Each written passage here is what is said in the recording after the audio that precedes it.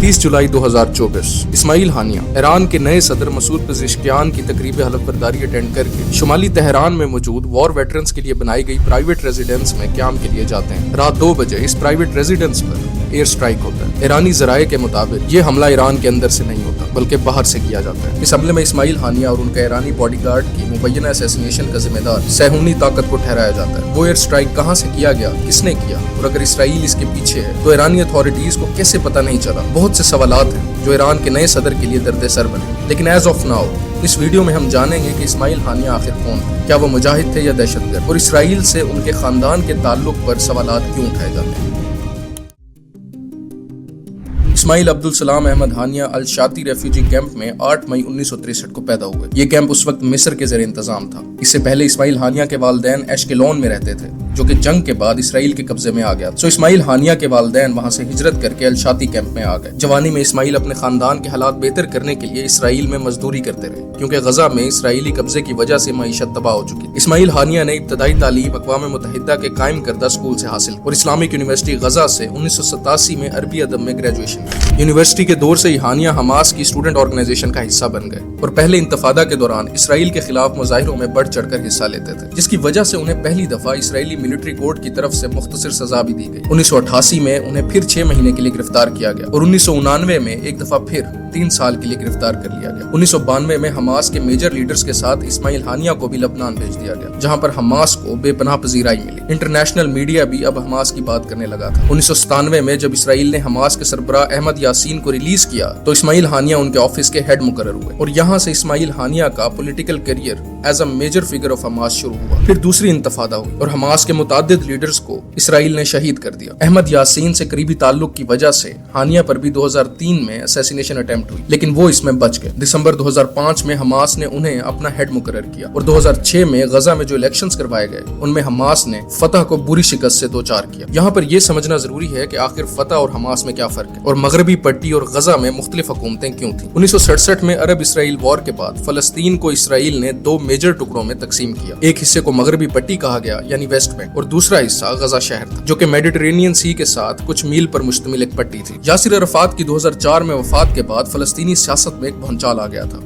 मगरबी पट्टी पर फतह फलस्तीनी अथॉरिटी को लीड करती थी और वेस्ट बैंक पर फतह की हुकूमत थी जिसकी तरफ से सदर महमूद अब्बास था। जबकि 2006 में जब गजा में इलेक्शंस करवाए गए तो फतह को हमास के हाथों शिकस्त हुई और इसराइल, अमेरिका और फतह को बहुत बड़ा धचका लगा। इस्माइल हानिया को हमास की तरफ से 16 फरवरी 2006 को वजीर आजम का उम्मीदवार मुकर्रर किया गया। 29 मार्च 2006 को इस्माइल हानिया ने गजा पट्टी के वजीर आजम के तौर पर हलफ लिया। उसके बाद गजा में कत्लो गारत का एक नया सिलसिला शुरू हुआ। फतह और हमास के दरमियान झड़पें होती रहीं। इस्माइल हानिया पर 2 मजीद असैसिनेशन अटेम्प्ट्स हुए लेकिन वो बच गए। इन झड़पों की वजह से फतह और हमास के 166 लोग शहीद हुए। इस पूरे अरसे के दौरान अमेरिका और इसराइल ने काफी कोशिशें की कि किसी तरह हमास को गजा पट्टी की हुकूमत से हटाया जाए। एक दफा इस्माइल हानिया गजा के हुक्मरान के तौर पर जब मिस्र के रास्ते से गजा में दाखिल हो रहे थे तो उनके पास $57 मिलियन कैश था जो कि उन्होंने गजा के लोगों की फलाह बहबूद पर लगाना था लेकिन उन्हें रोक दिया गया और वो सारा कैश इसराइली हुकूमत ने जब्त कर लिया। आखिरकार एक मुश्तरका गवर्नमेंट बनाने के लिए मार्च 2007 में इस्माइल हानिया ने इस्तीफा दे दिया ताकि मगरबी पट्टी और गजा इसराइल के खिलाफ मुत्तहिद रहें और ऐसी हुकूमत तश्कील दें जो आपस में तकसीम ना हो। इस्माइल फिर इस हुकूमत के हेड मुकर्रर हुए लेकिन महमूद अब्बास ने 3 महीने बाद ही यानी जून 2007 में इस हुकूमत को बर्खास्त कर दिया। लीगली अब महमूद अब्बास गजा और मगरबी पट्टी दोनों का सदर था लेकिन ग्राउंड रियलिटी मुख्तलिफ थी।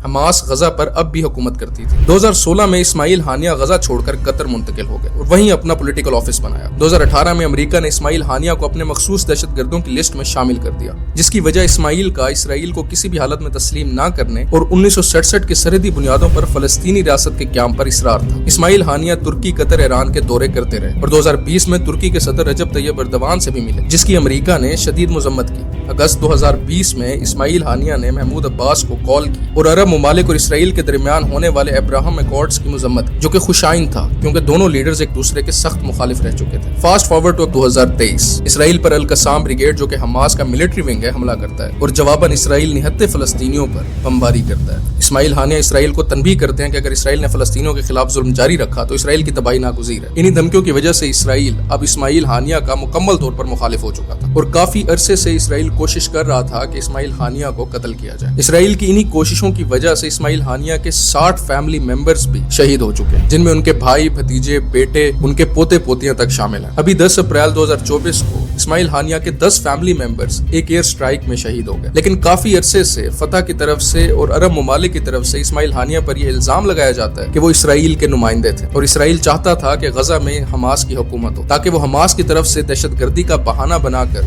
किसी भी वक्त गजा को इन्वेड कर सके। और अगर देखा जाए तो ऐसा ही हुआ। हमास की आर्म्ड रेजिस्टेंस की वजह से 7 अक्टूबर का वाकया हुआ और उस वाकये को बहाना बनाकर इसराइल गजा के अंदर घुसा। लेकिन क्या इसकी वजह से इसमाइल हानिया की इंटेंशंस पर शक किया जा सकता है? बिल्कुल नहीं, क्योंकि यूएन के चार्टर के मुताबिक आर्म्ड रेजिस्टेंस किसी भी ऑक्यूपाइंग स्टेट के खिलाफ जायज है। इसमाइल हानिया की बहनें अभी भी मकबूजा फलस्तीन के इसराइली जेर इंतजाम इलाकों में रहती हैं। इवन के इसमाइल हानिया की बेटी और उनके खानदान के मेंबर्स भी इसराइली अस्पतालों में इलाज करवा चुके हैं। लेकिन इस बुनियाद पर उनका ताल्लुक इसराइल से नहीं जोड़ा जा सकता, क्योंकि वो अस्पताल भी उन्हीं इलाकों में मौजूद हैं जो कि इसराइल ने कब्जे में लिए हुए हैं। अमेरिका, इसराइल और इसराइल के साथ नॉर्मलाइज करने वाले अरब ममालिक तो इसमाइल हानिया को दहशतगर्द करार दे सकते हैं, लेकिन फलस्तीनियों के लिए अभी भी इसमाइल हानिया एक शहीद है।